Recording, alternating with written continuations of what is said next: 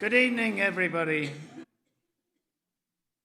We're delighted this evening to see you here at the Royal Society for the inaugural Spectacle Makers Lecture. This venue, the home for scientific learning since the 17th century, affords us supremely appropriate surroundings. Having been founded by Royal Charter in 1629 for the purposes of advancing the frontiers of the new technology of the day, we share some of that heritage and spirit of inquiry. For 393 years, we have been pursuing one mission: better vision for all, and we remain the only city livery company committed to eye health. As we approach our 400th anniversary, it's clear that not enough research has been undertaken into how the body reacts and adapts, or not, to the stresses placed upon it by the demands of modern living. In setting up this new series of lectures, our preoccupation is with raising awareness of the importance of the eye to the work of researchers of health issues and disease states, and secondly, making discoveries in vision science accessible to the public. To this end, we could not have a more eminent person to deliver our inaugural lecture than Professor Russell Foster. I'll now hand over to the chair of our Research Education, Public Engagement and Medals Group, Professor Susie Downs, who will introduce our speaker to you.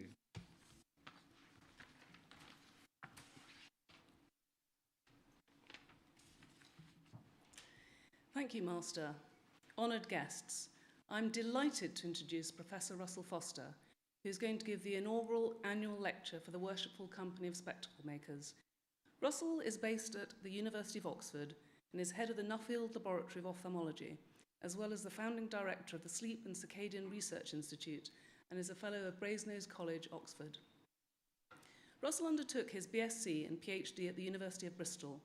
He then carried out his postdoctoral studies in Bristol, then in Gießen in Germany, followed by Nijmegen in the Netherlands. In 1988, he moved to the University of Virginia in the United States of America and carried on his research as assistant professor, then as associate professor, establishing his own laboratory. He returned to the UK in 1995 and took up post first as a governor's lecturer and then reader in the biology department at Imperial College London. Then in 2000, he moved to the medical school at Imperial as a full professor. In 2005, he was recruited to the University of Oxford and has worked there ever since. Russell has published over 290 peer-reviewed papers in many in the top scientific journals, including Nature, Science, and Cell. He also has a real track record in sharing and disseminating his research in this field by giving talks to schools, local societies, and lecturing nationally and internationally, as well as being asked to write articles for national newspapers. Many of you will be familiar with his recent book entitled Lifetime: The New Science of the Body Clock and How It Can Revolutionize Your Sleep and Health. This has just been listed in the Financial Times Best Books of 2022. Russell's research addresses how circadian rhythms and sleep are generated, and particularly how they are regulated by light. Tonight, we are going to hear about his research into what happens when these systems fail as a result of societal pressures, aging, and disease. A key finding from his laboratory has been the discovery and characterization of a previously unrecognized light detecting system within the eye. This regulates circadian rhythms and sleep. And most recently, the translation of these findings into the clinic. So without further ado, may I ask Professor Russell Foster to take the podium.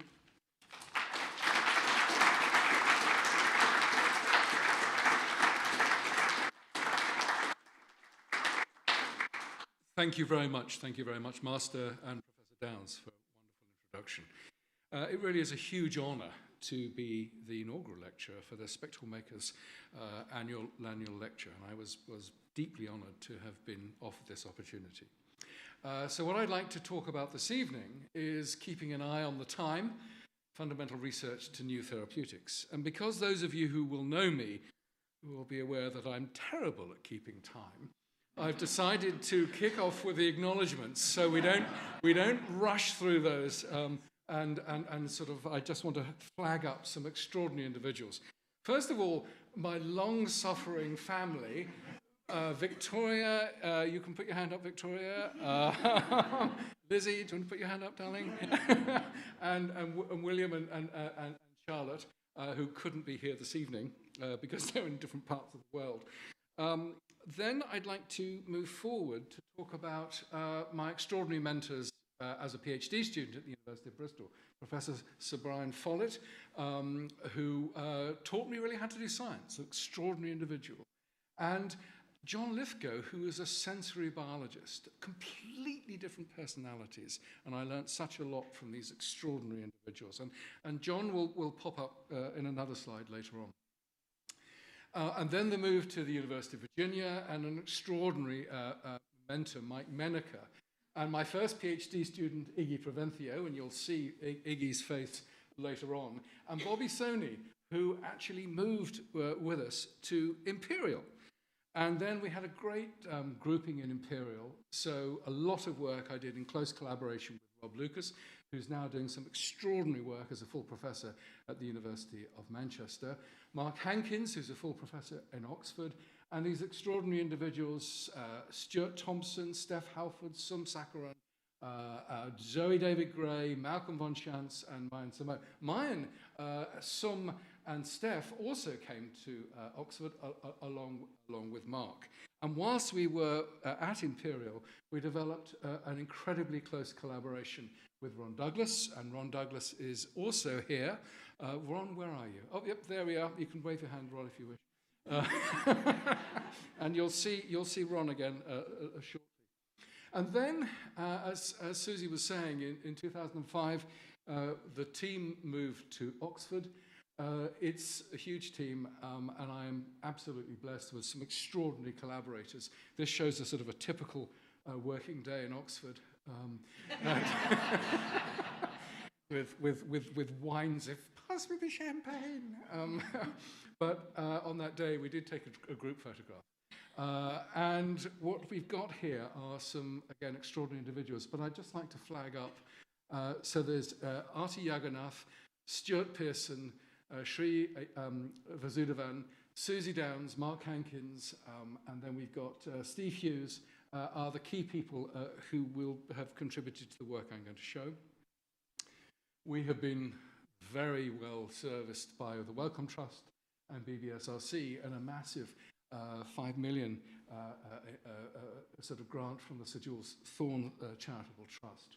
So these have been our traditional funders, but most recently we've started a fantastic collaboration with Blind Veterans UK and a spin-out, Circadian Therapeutics, which I'll talk about, and that's involved this joyous collaboration with Nick Kaplan, Renata Gomes, who's here, Suzanne Fortuny, who's in Australia at the moment. Oh, and there she is again, Victoria Foster, and I think she's already waved her hand, so I won't embarrass her again.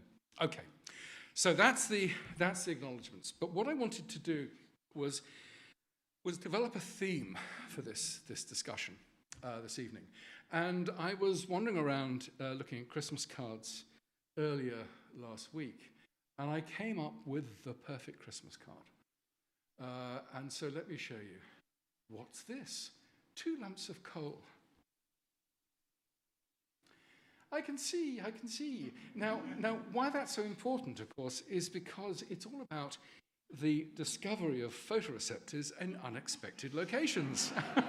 I know it's a little tortured, but you get the idea. Okay. So what I want to discuss this evening is, first of all, provide some background on the circadian system. Then talk about the regulation of the circadian system by light, and that's going to be a big chunk of tonight's discussion, the discovery of these new photoreceptors.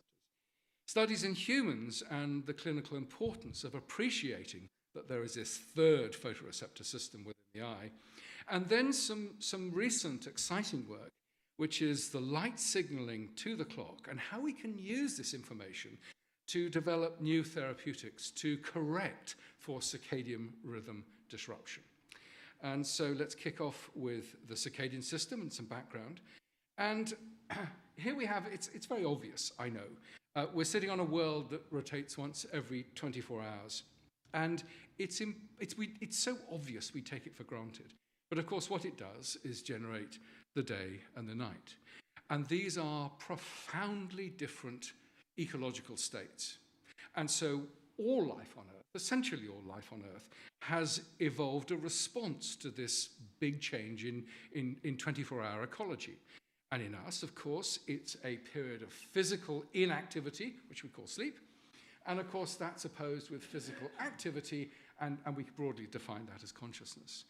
And these states are utterly different. And therefore, they are underpinned by very different sorts of physiology. And the key point is that the circadian system, this internal biological clock, anticipates the 24-hour light-dark cycle and adjusts or fine-tunes physiology and behavior in advance of the changing conditions. So our bodies know that in a few hours' time it's going to be dawn, and as you'll see in a moment, we'll gear up physiology in advance of those changed conditions. And so let's look at a few examples. Now, in each of these examples, we see here that there's a 24-hour time base from 2 o'clock in the afternoon to 2 o'clock in the afternoon.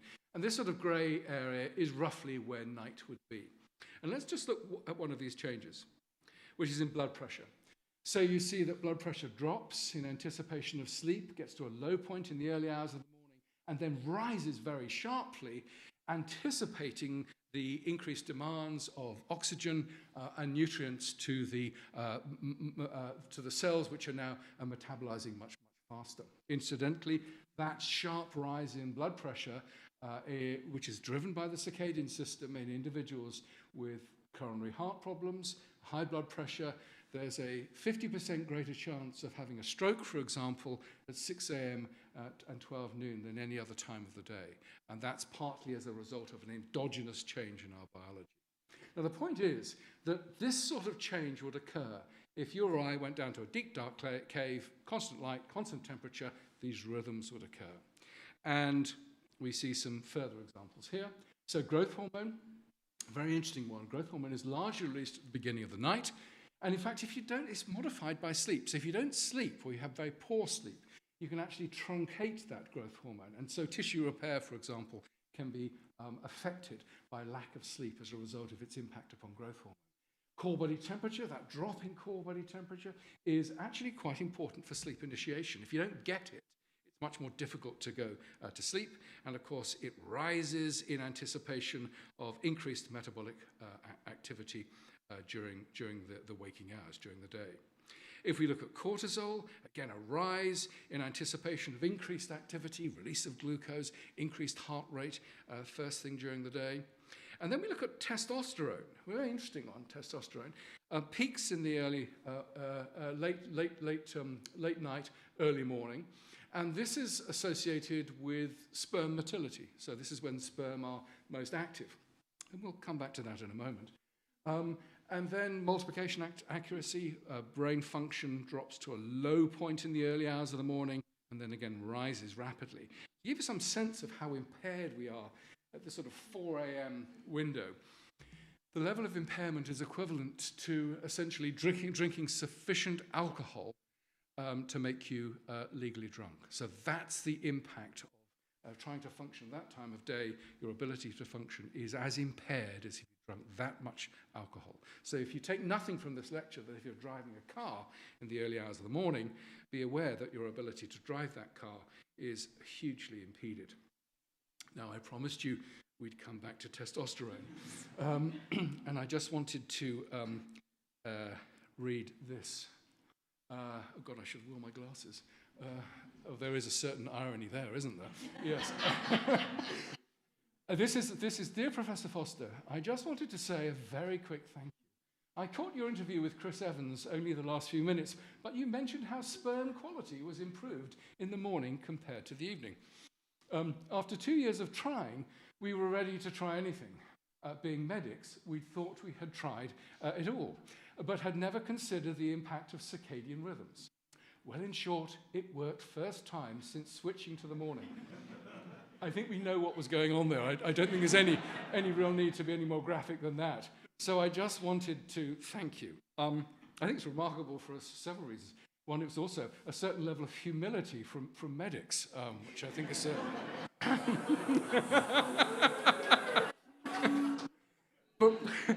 But what this wonderful illustration, I think, highlights is the fact that for our biology to function, to work, we need the correct materials at the right concentration delivered to specified tissues and organs at the correct time of day.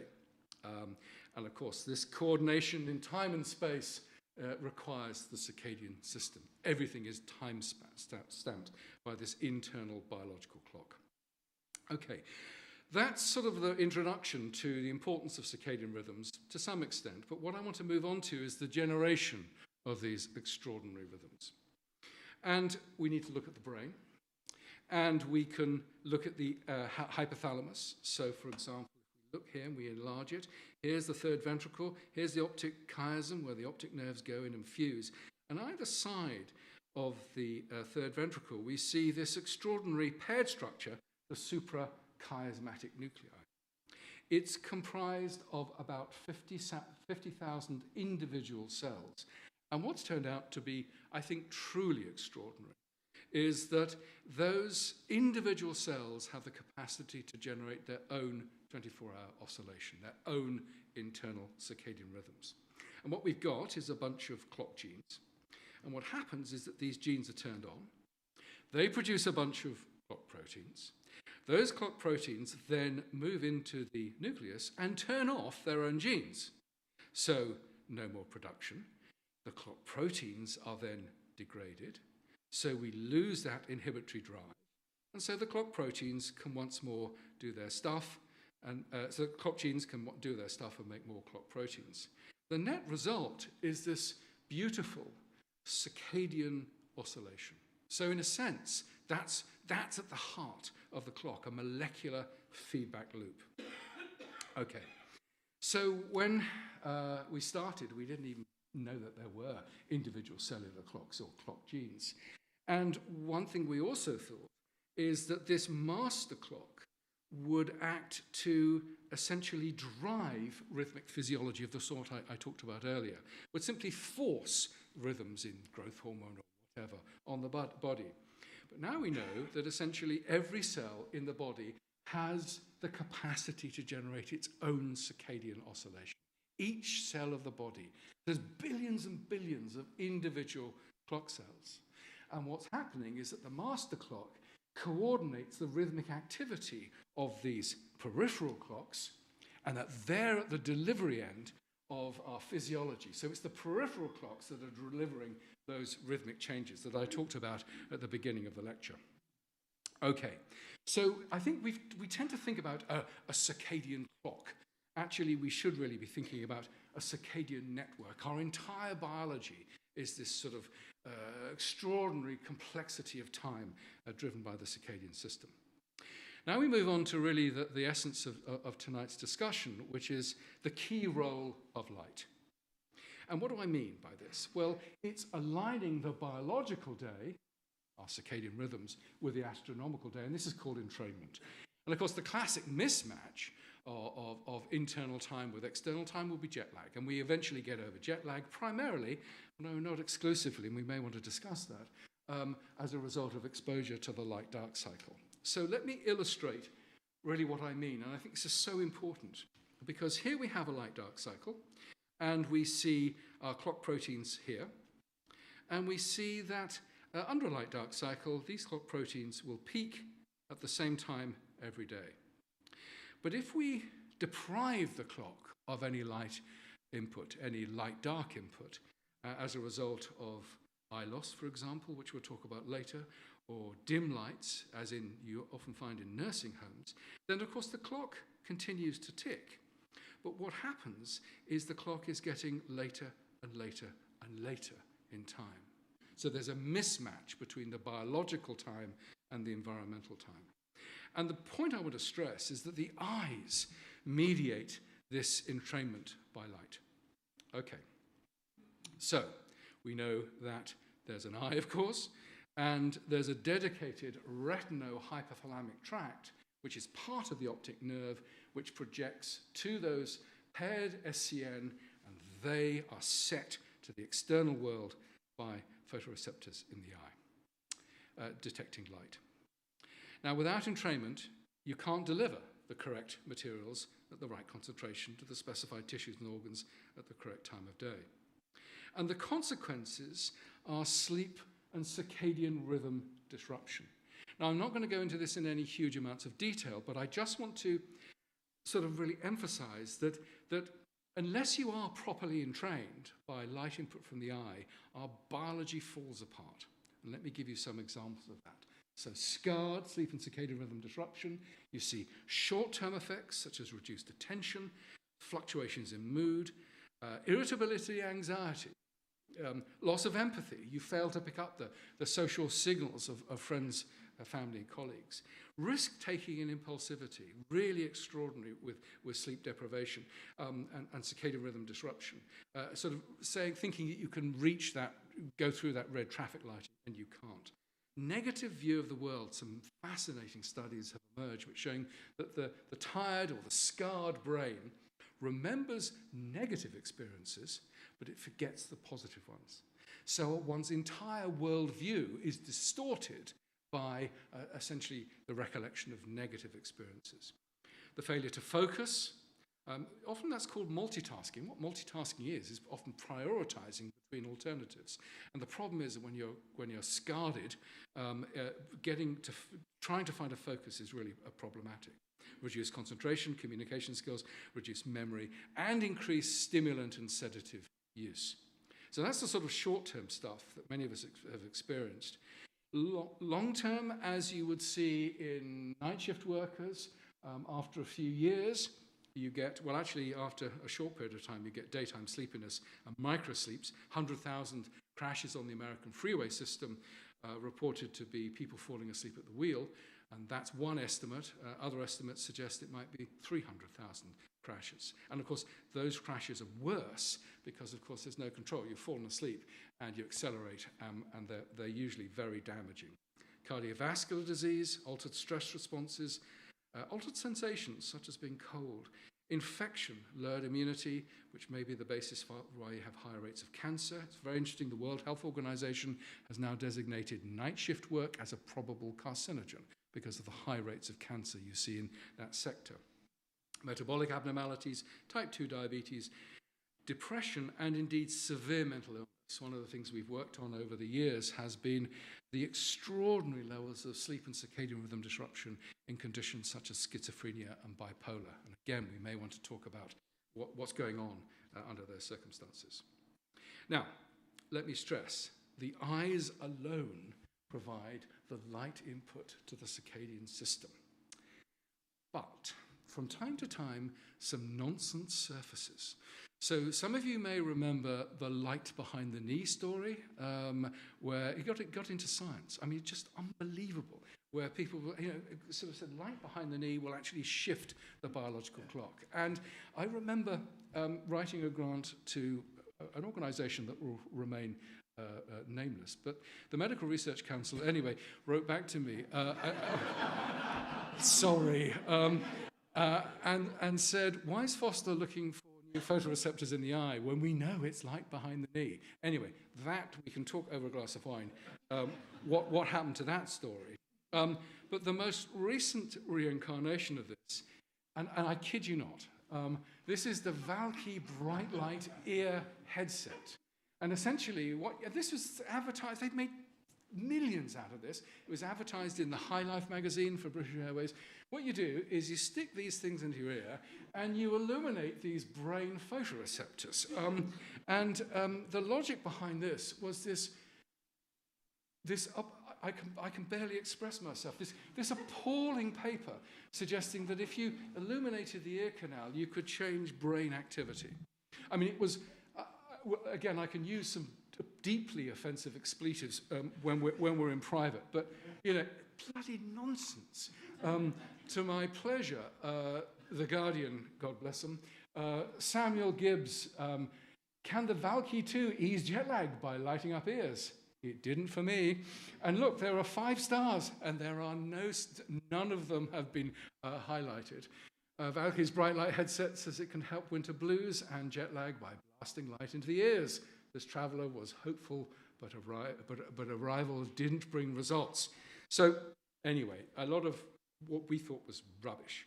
And so what we had to do, of course, is test this. And so this is a lovely set of experiments published recently, actually, with Holly Bridge and Susie Downs. And we used individuals who had no eyes or were normally sighted, blasted light into their ears to see if there was any modulation of brain activity. And surprise, surprise, there was not. So we're dealing with an eye photoreceptor. Okay, so let's now move on to the regulation of the circadian system by light by the eye. Now, if you think about it, we are asking the eye to perform 2 very different sensory tasks. The familiar task of the eye, of course, is for image forming or if light detection, where you can detect an object against its background, either in black and white or using color to discriminate an object from its background. But in terms of the regulation of the clock and setting the clock to local time, it's a very different sensory task. This is non-image forming light detection. And NIF light detection is regulating a surprisingly large number of different behaviors and physiologies. We'll talk about circadian rhythms and sleep, but alertness, mood, pupil constriction, which we'll touch on, visual sensitivities, metabolism, hormone release, such as melatonin, serotonin, and dopamine, are all being regulated by these non-visual light responses. Okay, as I say, I'm going to focus on circadian rhythms and sleep. So what do we know when I got interested in this field, which was, I guess, the late 80s? And what we knew is that circadian responses to light and visual responses to light really couldn't be more different. So if we think about circadian responses to light, it wants information about light in any direction. It's an overall measure of environmental brightness. But of course, for vision to work, you have to have light detection from a very specific region in space. So we're talking about irradiance, brightness detection, versus radiance or image detection. So that's the first point. The second is the circadian system is really insensitive to dim light, whereas, of course, the visual system is exquisitely sensitive to light. Third difference was that the circadian system is insensitive to short duration stimuli, broadly speaking, whereas the visual system to work is only sensitive to short duration stimuli. And the final big difference was that the circadian system is remarkable in that it can integrate light information over many minutes and indeed hours, whereas, of course, the visual system to function is integrating light information over milliseconds. Beyond that, it forgets it, because, of course, otherwise our entire visual world would be a blur. So there's fundamental differences. And the question that fascinated me early on was, how can the eyes perform both tasks? And I was able, I think, to ask that question because of mentorship from John Lithgow. John Lithgow wrote this extraordinary book that Ron Douglas and others in the audience will be familiar with, called The Ecology of Vision. And he was fascinated with the sensory task of light detection. And so thinking, following John's logic, well, how can these different sensory tasks be mediated by the same sets of photoreceptors? So we took another look at the retina, and just to orientate you, here we have the pigmented epithelium. Here's the photoreceptor cells, the rods and the cones. The inner retina, which is usually associated with the first part of visual processing, and then, of course, the ganglion cells, whose optic nerves go into the brain and convey light information to the brain. Okay, so what we started was 3 types of mutant mouse. And the key thing about these, they were very different sorts of mutants, but what they shared in common was the fact that they had lost most of their visual cells, the rods and cones, and had remaining very degenerate cone photoreceptors. They showed, as far as we could detect, no visual responses at all. So in a sense, we decided to work on these 3 sorts of mice. So I guess what we had was three blind mice. And of course, we had to see how they run, which is what I'll explain next. So what we were able to do is put mice into this running wheel, connect it up to a computer, and then what you see is, and of course these are nocturnal animals, so they're running at night. And so here's nighttime, and you can see when they're active. And you see under a light-dark cycle, they're starting and stopping their activity at about the same time every day. If we then plunge the mouse into complete darkness, then we see that the clock, as we saw before, then drifts through time.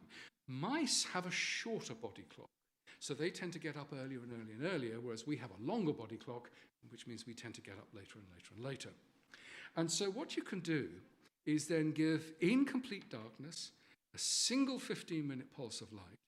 And what you see is that the free-running rhythm, this drifting rhythm, then shifts. We get a shift in phase. Now, what you can also do is change the intensity of that 15-minute light pulse, and you get this beautiful quantitative response, a dose response curve, whereby light intensity, as you increase the light intensity, you get a bigger shift of that rhythm. So we've got a lovely way of measuring the effects of light on the clock in mice. Okay, I'm only going to show you the results from the RD mouse. And many of you may be familiar with this because, of course, it's been a workhorse for trying to understand human retinal disease for many years. And so what we see here is the phase shift on this axis, increasing light intensity along here, and you see for the wild type, no defective copies of the gene, a beautiful dose response curve. If we look at the heterozygous, one copy of the defective gene, broadly normal retina, and a nice dose response curve. But the data that completely blew us away was that when we did the same thing in the RD mouse, two copies of the defective gene and a radically degenerate retina, no visual responses, we got a beautiful response to light. But what was still, and I get a bit goosebumpy over this, is that when you overlay the irradiance response curves, they are statistically indistinguishable. So it's not as though there's some vague visual, capacity left. These are visually blind mice, but they're showing normal circadian responses to light. And at that point, we began to get quite excited. Of course, we had to show it was the eye. So what we did was to cover the eyes, plunge the animal into darkness, and so you see it started to free run, and then, of course, for the sake of completeness, pop it into a little chamber, give it a light pulse, and no shift in the rhythm. So this is an eye-mediated response. Okay, so our work on these three blind mice and a range of others, including the blind mole rat, it's the most extraordinary. It looks like a sort of an army surplus sock, but with big teeth at one end. It's fantastic. I should have put a picture in. One of my favorite animals. And so what we had, of course, are these mice who were visually blind and had just few degenerate photoreceptors left. And so we asked the question, well, could there be some other photoreceptor system within the eye different from the rods and the cones? And when we proposed this to the vision community in the early 90s, the response is sort of summarized in this slide. You have no idea. I mean, the loathing that was heaped upon us was extraordinary, and not only from individuals, but also funding bodies as well. I remember at one particular meeting in the States, somebody stood up, and I thought, oh, well, if they want to ask a question, fair enough. And they just looked at me and said, bullshit, and walked out. And the argument was, look, Foster, we've been looking at the eye for 150 years. Are you seriously telling us that we've missed an entire photoreceptor system? Of course, I was young and full of, woof. And I said, yes, you're wrong and I am right. But I have to say, it was a frightening time. But one of the really lovely things is that we've always had a fairly comparative view in the lab. So we've worked on lots of different sorts of groups of animals. We're also working on fish. And we discovered in fish the most beautiful thing, which was that there's another photopigment, which we called VA opsin, or vertebrate ancient opsin. And it forms a beautifully functional photopigment, but it wasn't localized within the rods and cones. It was localized in a subset of horizontal cells and ganglion cells. So what we had, which is, I have to say, an immense relief, was proof of principle. Essentially, it's not so daft to suggest that mammals might have another light sensor within the eye when we demonstrated it in fish. But a key criticism remained, and that was, and it really stymied us for almost a decade, which was, okay, your models just aren't that good because you haven't eliminated all of the photoreceptors. There are still, a few degenerate photoreceptors left. And so, and I hate this word, the parsimonious explanation is that the degenerate photoreceptors are sufficient for entrainment. So, of course, what we had to do was generate several lines of mice whereby those remaining photoreceptors were completely eliminated. So we had a completely rodless, coneless mouse, and we did this in two particular genetic constructs. So we then, in a couple of papers, were able to show the following results. So here we have our mice again. They will entrain to a light-dark cycle. That's a good sign. Give them a pulse of light. And the utter undiluted joy is that here's a mouse with no rods and cones, and here's a wild type, and they showed a statistically indistinguishable response. So that had nailed it, finally, by 1999. So the RDCL mouse and another strain of mouse allowed us to conclude that a third ocular photoreceptor must exist within the mammalian eye, and provided really the conceptual basis for what are these photoreceptors and what do they do. And I won't go into all the details, you'll be much relieved to hear. But what I will talk about is, so what's the photopigment? What's the light-sensitive molecule that's driving these responses in the rodless, coneless eye? What's the photopigment? And so what we did is essentially what's called an action spectrum. Many here will be familiar with that. But in essence, we talked about that pulse of light earlier. We could replace that white light with different colors, different wavelengths of light, to generate a whole series of dose response curves.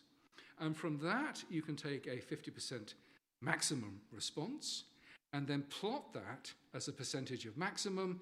And so you see that this wavelength here corresponds to that weak response to light, and correspondingly.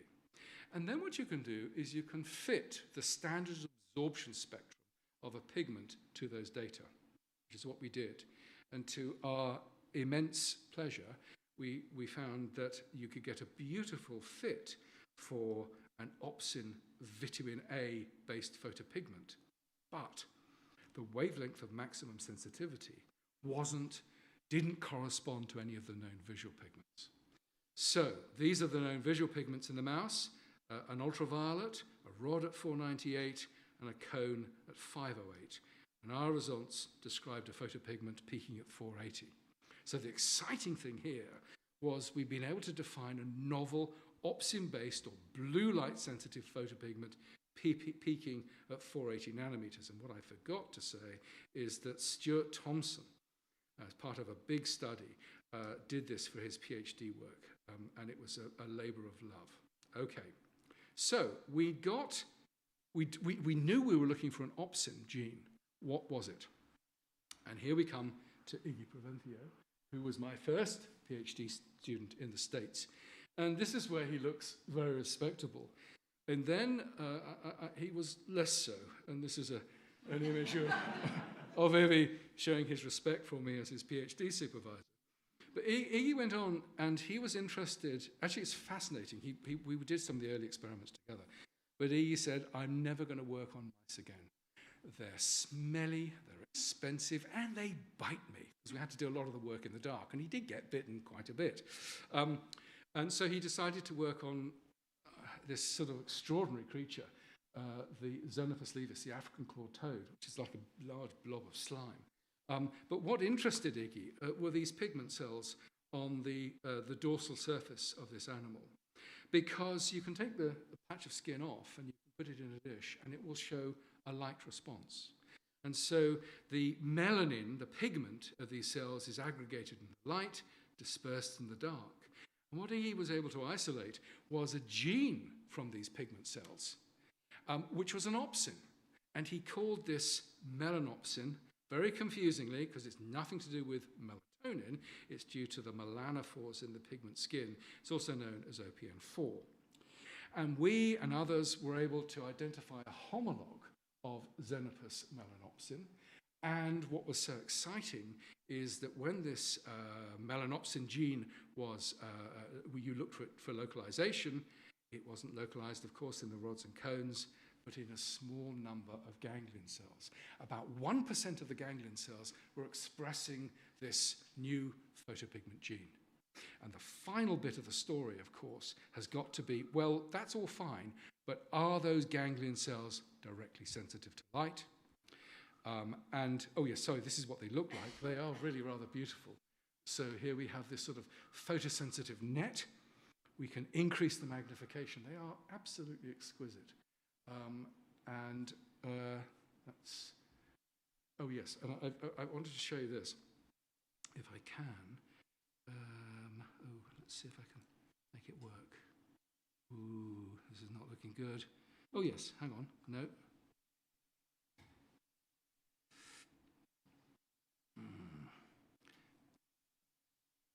Okay, don't know why it's not working. Anyway, this would have been a beautiful 3D reconstruction showing these things. Actually, no scientific value at all, but it looked good. So the key point was we had to show that these cells are light sensitive, and this is work really driven forward by Sum Sakaran. And what she did was take the rodless conus retina, put it in a dish, putting calcium sensitive calcium dyes into the bath. These are taken up by the ganglion cells, and when you shine light on those cells, they would show this beautiful change in calcium.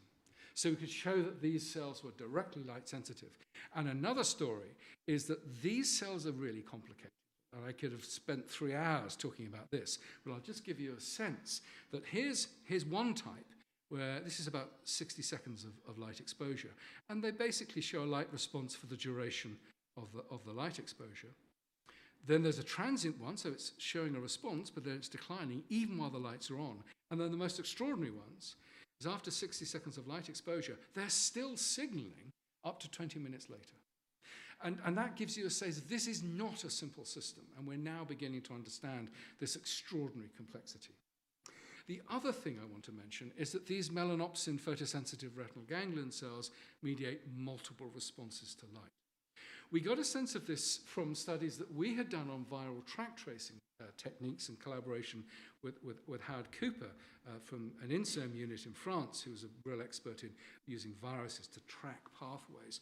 But the really beautiful work was from Samar Hatta's lab, who used a reporter gene for melanopsin and was able to show that they project throughout the hypothalamus and thalamus to multiple structures. So, for example, you've got, of course, the clock, but also the sleep switch, the ventrolateral preoptic nuclei, the lateral hypothalamus, also involved in sleep regulation and metabolism and reward, the subparaventricular zone, integrating circadian and metabolic information. So you've got this massive stuff. Oh, yes, and the olivary pretectal nuclei for the pupil reflex, and a bunch of other stuff as well. And this is where we teamed up with Ron Douglas, because we were interested to see, well, there's a projection of these ganglion cells to the olivary pretectal nuclei, which is regulating the pupil response, but do we see a pupil response in mice that show no visual responses? And so this was the sort of experimental paradigm. You see that in the dark, the pupil is fully dilated. You turn the lights on and it becomes constricted. And you can plot that on this axis here. So you go from no light to bright light, and this beautiful dose response curve. And this is the wild type. What was interesting, in a mouse with no rods and cones, you got a beautiful response. You could fully constrict the pupil, although it was not sensitive in the dimmer intensity ranges. But the pupil, part of our pupil response, part of the mouse's pupil response is being regulated by these photosensitive retinal ganglion cells. And this is important because we'll come back on to this when we talk about humans in a few moments, which is now, in fact. So, studies in humans and clinical importance.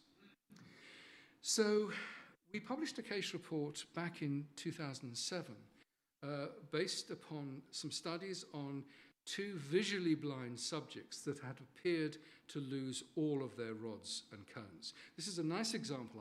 I presented the data that we had from the UK at a meeting, and my colleagues from Harvard also presented their data. And what you normally do is, of course, you rush back to your labs and you try and publish first. But what we did was combine the 2 studies into one. And let me show you what the evidence is for these photosensitive retinal ganglion cells in humans. We know, incidentally, that there are these melanopsin-expressing ganglion cells, but can we link them in any tangible way to the sorts of responses I've been talking about? So just to familiarize yourself, we had a whole bunch of questionnaires, but this is called actigraphy. And you see that this is where the individual was active, so you can look at sleep onset and wake. And also, you can ask the individuals to collect 48 hours of urine, and they just pee into a bottle and write the time onto it and then stick it in the fridge next to the yogurt. And from that, you can deduce the peak in melatonin, this pineal hormone, and you see that the melatonin profile peaks in the middle of the sleep phase and again is beautifully aligned. So what we showed is that in patient 1, their rest activity was beautifully aligned, despite the fact they were completely blind. And in patient 2, not only was the activity, this is a much younger individual, you see that the rhythms are more consolidated. And you see the peaks in melatonin, again, beautifully aligned. So, despite no visual responses, these 2 patients were capable in training to an external light-dark cycle. However, the criticism, of course, is, well, how do you know it's not the residual rods and cones? You can't prove a negative. So this is where we wondered whether, going back to the pupil, could we do humans, first of all, show a pupil constriction when they're fundamentally blind? And could we use this as a functional assay, a useful assay? And so the first thing is that the ophthalmologist who was doing this work, Farhan Zahidi, I asked him if this individual showed a pupil constriction. And he said, no pupil constriction, absolutely not. And I said, well, go back and remember that this is going to be a sluggish response. You need to sort of leave the pen, the light pen on, the eye for a little bit. And in fact, she showed a beautiful pupil constriction. What Farhan was then able to do is, you guessed it, an action spectrum. And what the action spectrum described was a response. These are the individual data points. And the key thing here is, would those data points, what would they fit? Would they fit one of the known visual pigments, or would they fit one of our melanopsin OPN4? So clearly not a good fit to the short wavelength. The rod, not too bad, but it's a bit long. Certainly not for the long wave sensitive, and no fit for the 560. But when we put on the 481 nanometer template, beautiful fit, showing that this residual pupil constriction was being mediated not by a visual response, but by melanopsin. Okay, so the key point is that visual blindness need not result in circadian blindness in humans, and indeed we are very much, as is often the case, like mice. Interestingly, of course, sleep and 24-hour rhythm abnormalities are largely ignored in most departments of clinical ophthalmology. So, working with Susie Downs as the clinical lead, we asked, well, how bad is sleep-wake timing in specific ocular diseases? And so this was a wonderful collaboration with the Oxford Eye Hospital, the Nuffield Laboratory of Ophthalmology, Susie as the clinical lead, and fantastic support and driving a lot of this forward was by Iona Alexander. Now, I don't have time to go into all the details, but we've now published papers and are publishing papers on the impact of cataracts on sleep-wake timing, glaucoma, age-related macular degeneration, and a whole bunch of other conditions, and of course, eye loss, which I'll come back to in a moment. In general, we can make the following observations. Patients with visual cell loss, but intact photosensitive retinal ganglion cells, ideally, these individuals should be encouraged to get natural light exposure to regulate sleep-wake timing. And, very fundamentally, the decision to enucleate and replace with a ocular prosthetic, the decision must take into account the capacity of the eye to regulate biological time. So before that decision is taken, then you need to know that this individual is entrained to a light-dark cycle and indeed can show a pupil constriction.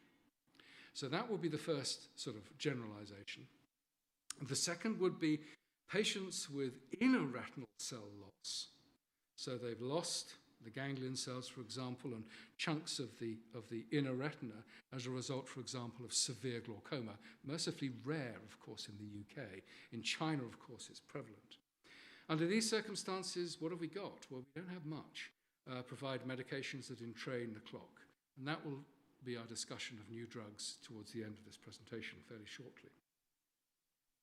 But the important thing, and this has been a wonderful collaboration with Susie Downs, clinical ophthalmology now appreciates that our eyes provide us with both our sense of space, vision, and of course our sense of time, this dual function of the eye. And I want to now move to a specific example, and this flags up the collaboration with Blind Veterans UK, and this is in profound ocular damage, in fact eye loss. And so this is work that was undertaken by Suzanne Fortuny with Circadian Therapeutics, this commercial spin-out I'll talk about later, and of course Blind Veterans UK collaboration with Renata, who is here this evening. Now let me outline the problem or the issue. What we see here is another sort of 24-hour time base between 2 p.m. and 2 p.m., and this is roughly would be nighttime. And so, and we're looking at sleep in this case. So a normal healthy adult, you see a pretty regular sleep-wake profile, so the individual might be going to sleep a little bit later at the weekend and sleeping in, but broadly stable. If you have no eyes, then this is what happens. As we discussed earlier, you're drifting through time forever. And we can also look at the melatonin peak in these individuals. So this is what you'd expect in a normally entrained individual. But of course, if you have no capacity to regulate internal time, the melatonin peak will drift just like the sleep-wake cycle. So this is some data we collected with blind veterans. And you see here, this is a normally sighted individual, and we see this beautiful melatonin peak at about the same time every day, at the same time over 4 weeks. So beautiful alignment here. This is an individual who has no eyes, and you see that the peaks are getting later and later and later. And I think I'd like to expose you to some of these sobering statements from individuals with radical eye loss. I'm at my wit's end, suffering from variable bedtimes and wake times. I'm slowly becoming socially isolated. It feels like constant jet lag. I feel ill all the time. And I just want to show you this quote here, which is, at the beginning, I didn't understand what was going on. When I left the hospital, I went straight to the Blind Veterans Rehabilitation Centre. I used to wake up, shave, put on clothes, and go down to the cafeteria for breakfast. At the beginning, it was very quiet, because there's nobody there. The nursing staff told me it was midnight. I went to bed 3 hours before. How was that possible? I slept for 3 hours, and I believed it was morning.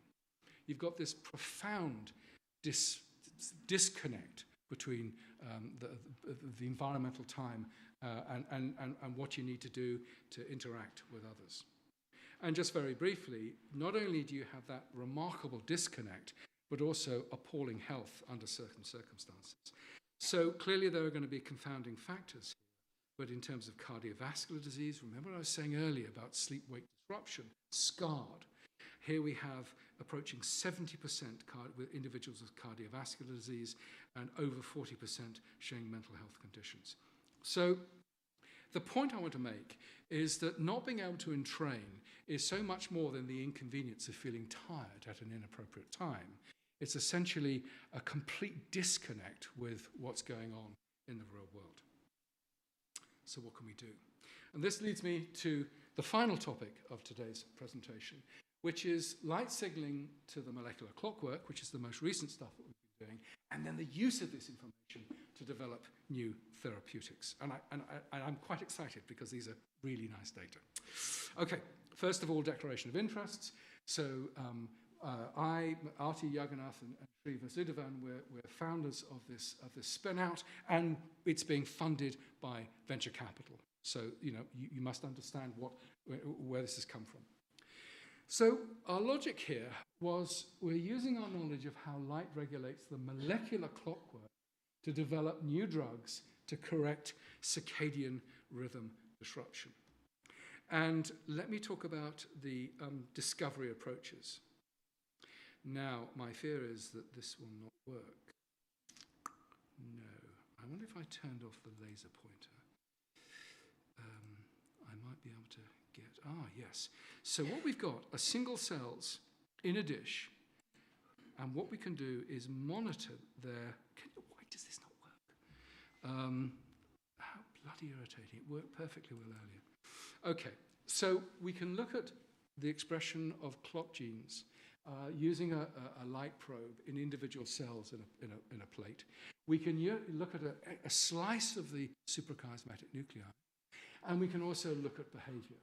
And so essentially what we can look for are changes. In fact, one of the approaches, it's been really fascinating, is to screen already FDA-approved drugs. They were not successful, but they have not been looked at their impact on circadian rhythms. Found 5 classes, which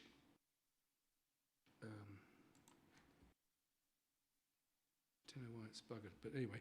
So what we've got is, how strange. There we go. So we can look at a change in the timing of the rhythm, and we can look at a change in the amplitude of the rhythm. Anyway, this sort of drug discovery platform has led to a bunch of papers in great journals. And you'll be pleased to know I'm not going to give you that whole story. I'm going to reduce it to this cartoon. So basically what we're saying here is that light interacts with those photosensitive retinal ganglion cells.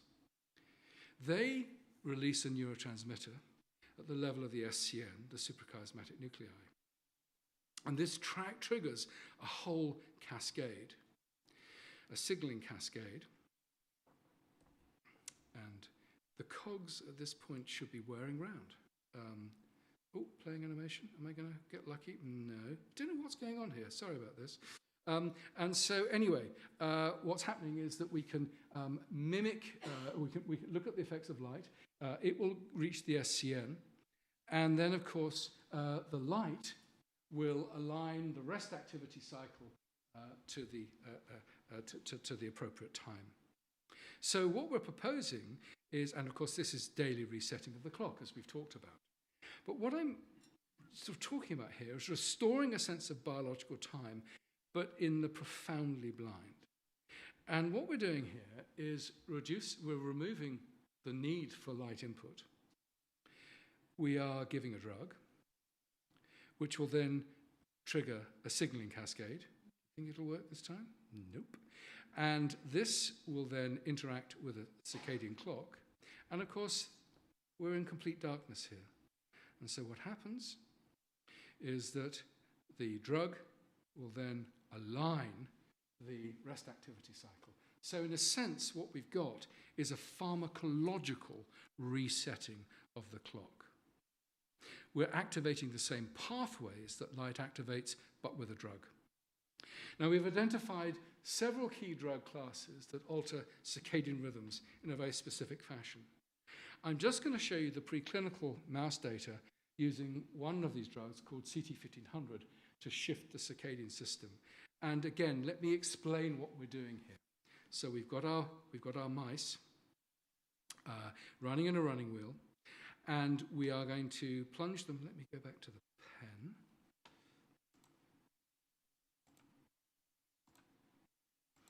And what we're going to do, they're in complete darkness, they're drifting. We're then going to introduce the drug.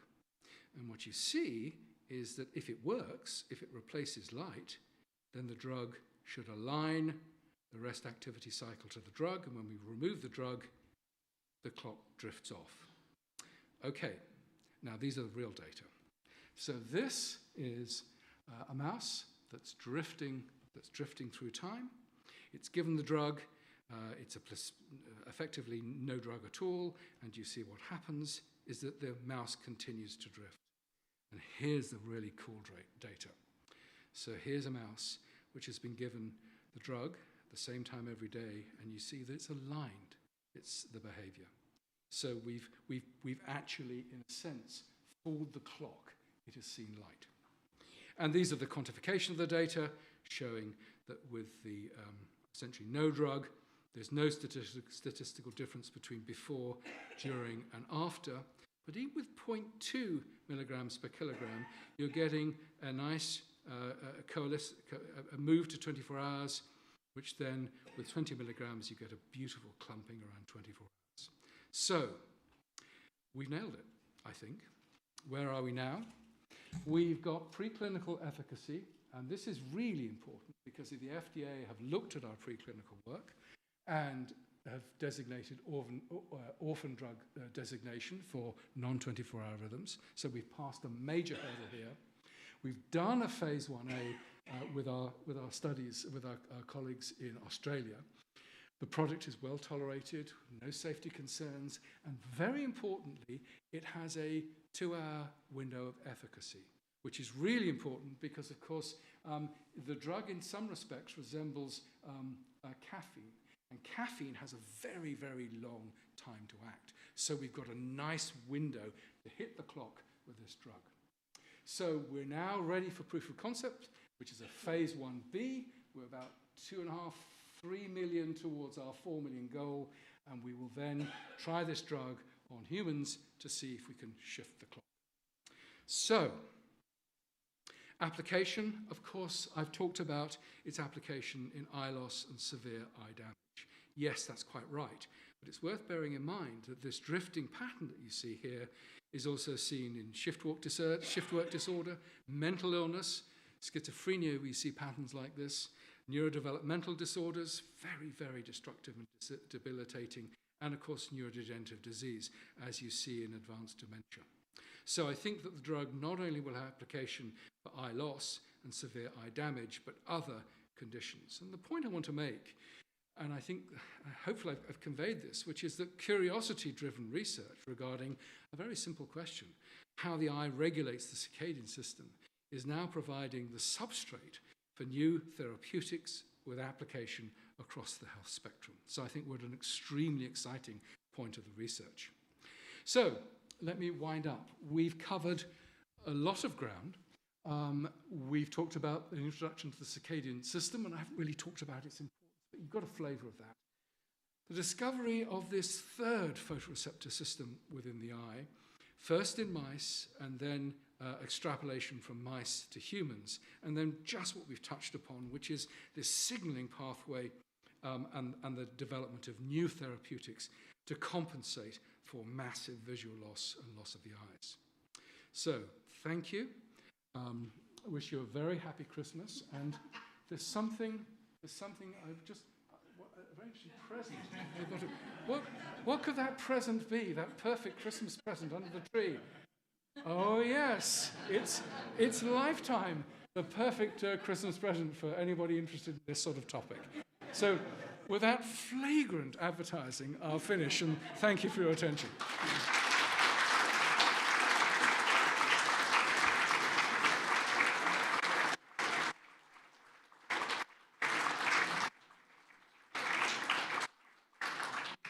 So I know everyone here would like to thank Russell for this amazingly erudite and comprehensive overview of his research and the work in this field, which is so relevant to the eye and health and disease. I've known Russell for 42 years, and he's always given thoroughly informed and captivating lectures. Tonight was no exception. So thank you, Russell. Thank you very much.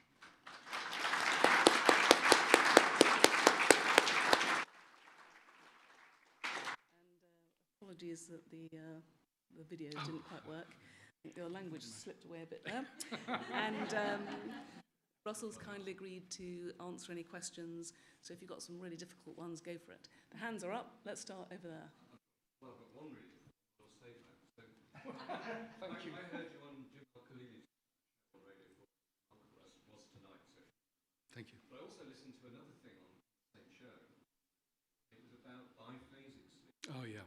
So in the olden days, before we had all the lights, parents used to sleep 4 hours, then they get up and do all sorts of interesting stuff, and they refer to what they might have got up to in that period in the middle of the night, and then they go back to sleep again. Yeah. How does that tie?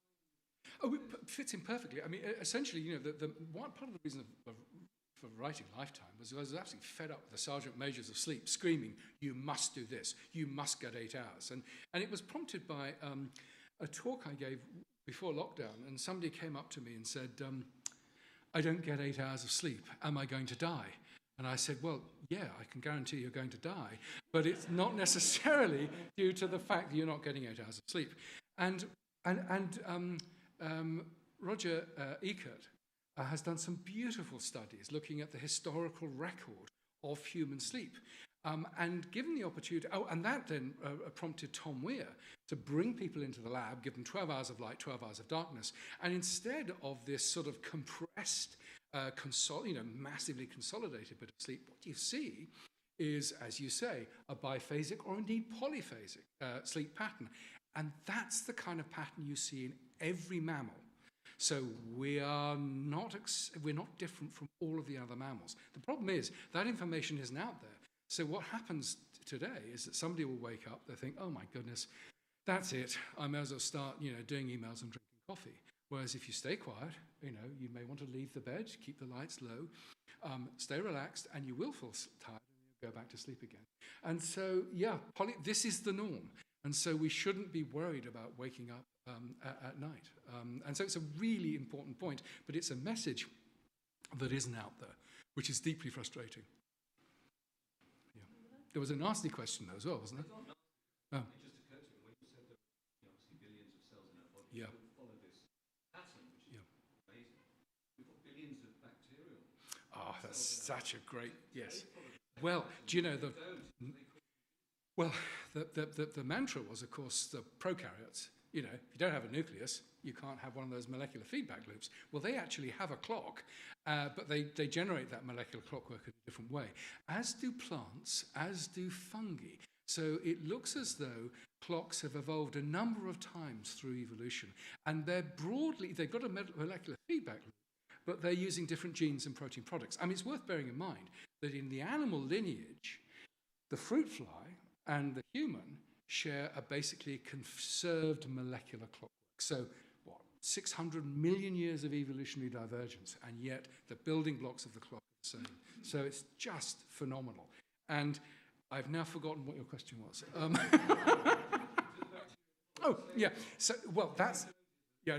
So there's now evidence that the bacterial clocks communicate with the clocks in the gut lining and change their absorption, and they are talking to each other. So the good bacteria talk to our gut epithelia, which promotes good gut health. So, that sort of kind of mantra that you hear about, drinking these sort of bacteria-laden things, there's actually some logic and some science behind it. There's some really weird stuff, and I think it's still a bit early, that in fact there's the gut-brain axis, whereby bacteria influencing the gut, and there are messages that can get to the brain. So those gut bacteria might actually be even doing more than we think. And of course, so in a sense, we talked about that sort of circadian network. Well, of course, there's billions of our cells, but there's probably even more bacteria which are communicating at some level with our clock cells. So it's just fascinating. Yeah. Over there, behind you. With the slide you showed about using drugs to help with mental illness, severe Yeah. disorders, presumably then the drug overrides a visual Well, that's a very good question. The first line of attack would always be, for me, exposure to a robust light-dark cycle. If that does not work, and that's what we fail to see in some cases in certain neurodevelopmental conditions. Alzheimer's is a good example, for example. That's neurodegenerative. So neurodegenerative and neurodevelopmental. Then I think these drugs could be useful. So what I suspect will happen they'll be, for the profoundly blind, then you'll take this drug every day or every other day. What I hope would happen is you could use these drugs as a correct in, let's say, schizophrenia, stabilize, and then make sure those individuals then are seeking out bright light. There's some evidence, which is really quite interesting, that there's altered light sensitivities in some forms of mental illness. And so that might be part of the problem. It could be either way. There's evidence that they might be more sensitive and some that they're less sensitive. If you're more sensitive, it means that even dim light in the home environment can start shifting the clock all over the place. So, yeah, it's complicated. But I think for a subset of individuals, it could be useful outside of profound blindness, at least short term, to act as an acute reset. Yeah.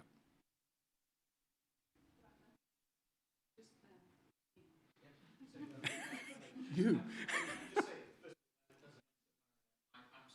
Many of the boxes with circadian rhythm, I think I've managed to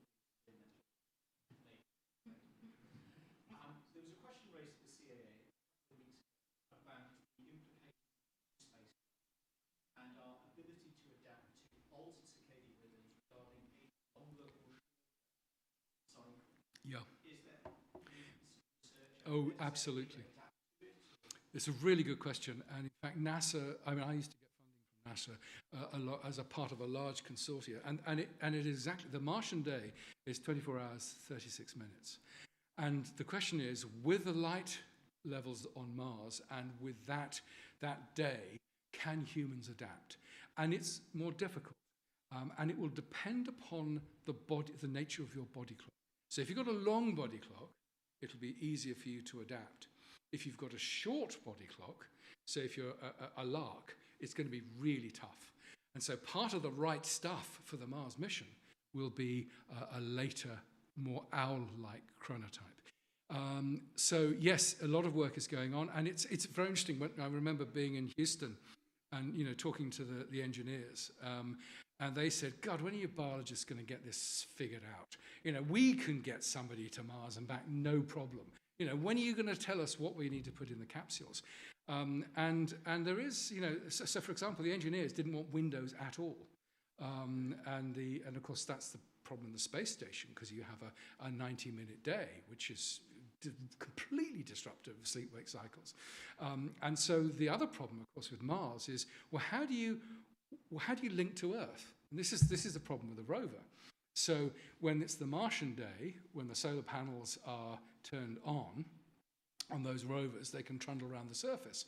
But that may be the middle of the night for the engineers back on Earth. And in fact, at one point, they had to turn the rovers off because the individuals, controlling these things were so exhausted because they'd had this completely disrupted sleep-wake cycle. So there's lots of issues about aligning, our biology to the solar day on Mars, but also how you then talk back to Earth and communicate effectively. And so what they're doing, also for the launch, sometimes the best time to launch is in the early hours of the morning. And so what they do is they adjust the astronauts, they put them on a pretend day, and then takes them 5-10 days to adjust so that they are optimally tuned for the launch and full cognitive performance. So it's a really good question, and something that NASA are very, really, sensitive to. Yeah. Well, yeah, I've sort of kind of, well, I've sort of avoided it. Yeah, we've nailed jet lag, in a sense, I think. The point of the drug is really to give back a sense of time to the profoundly blind. But it could go. What will happen, I suspect, is that we'll show this, we'll show efficacy, humans will be just like mice, it'll work, then we'll be bought out by Big Pharma, and Big Pharma will then market it as a jet lag tablet and make billions and billions out of it. If I can end my career by giving back a sense of time to the profoundly blind, I'll be happy. I would quite like to pay off the mortgage, but in some sense that is of secondary interest to me. Yeah. In your list of symptoms or effects of short-term sleep deprivation, Yeah. many of those symptoms resemble, for example, ADHD. Yes. And I wonder whether there is a connection between Absolutely. and some of these. Yeah, I think that's a really interesting. And so so ADHD is classic sleep-wake disruption in those individuals. I think in about 80% of individuals report really severe sleep-wake disruption, which is not only grim for the individual, the youngster invariably, and their ability to function during the day and therefore gain as much as they can from their educational opportunities, but it has a major impact on the entire household. What do we do? I think it's tricky. At the moment, you can sort of just make sure that you reinforce as much as you can light exposure and meal timings and try and provide the most robust, stable environment as possible, time environment as possible. But it's really tricky. And I think that certainly when we've talked to individuals, parents with children with a very severe neurodevelopmental disorder, they're at their wits' end. And I think that the development of these drugs will be really very useful for those groups as well. Because it's making, we saw about the blind and the social isolation, but it's very similar for these children. They are massively disrupted. Yeah. We can talk more, I think, about the mechanistic relationships between ADHD, mental illness, and why you'd expect to find disruption in these systems, because there's some very interesting links we've got now. Thank you, Russell. Master, I'll ask you to. Do I stay here or do I leave? I want to be able to say I shared a stage with. Oh.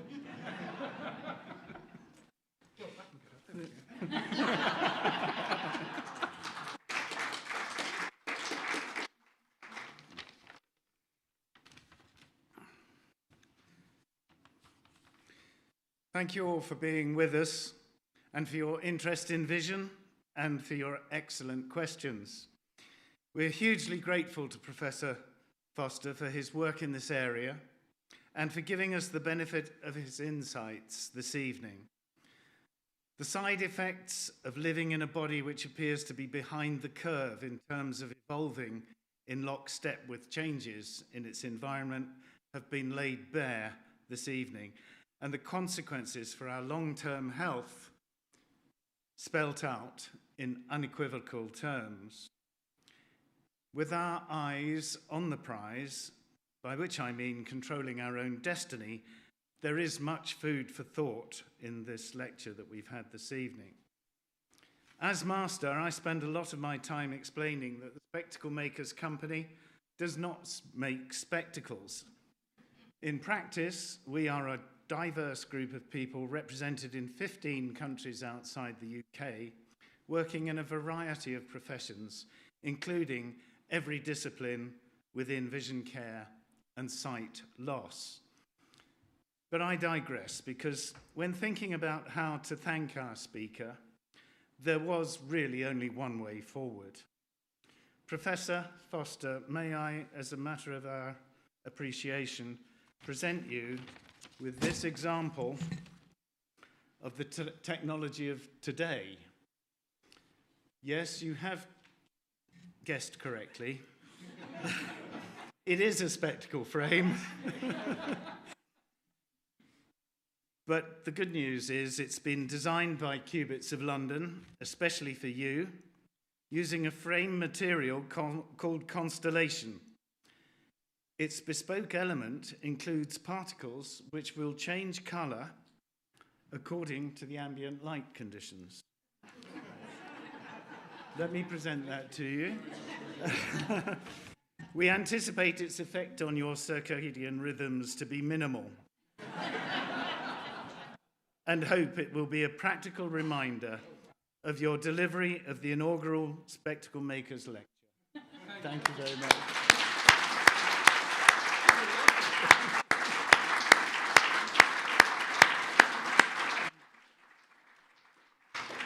Let us now adjourn to the Marble Hall, where I have no doubt conversation will continue.